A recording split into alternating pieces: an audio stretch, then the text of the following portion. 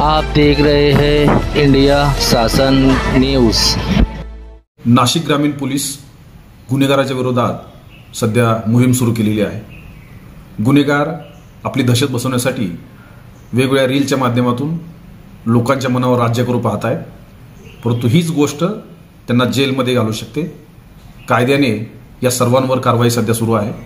जे कोणी कायदा मोडेल त्याच्याविरुद्ध पूर्ण जिल्ह्यामध्ये सक्त कारवाई करण्याच्या सूचना देण्यात आलेल्या आहेत। कुठल्याही मुलांनी दहशत पसरवण्यासाठी कुठल्याही चुकीचं कार्य करू नये किंवा एखादं वेपन घेऊन सार्वजनिक ठिकाणी सोशल मीडियावर अशा प्रकारच्या पोस्ट टाकू नये। त्या त्यांच्यासाठी, त्यांच्या कुटुंबियासाठी, सर्वांसाठी धोकादायक असतील। याच्यामुळे लोकांच्या मनामधली दहशत जी आहे ती तर पसरणार नाही, परंतु त्याच गावामध्ये तुमची इज्जत निश्चितपणे जाईल। अशा कोणत्याही गोष्टी करू नका। सर्वांसाठी हे नम्र आव्हान आहे।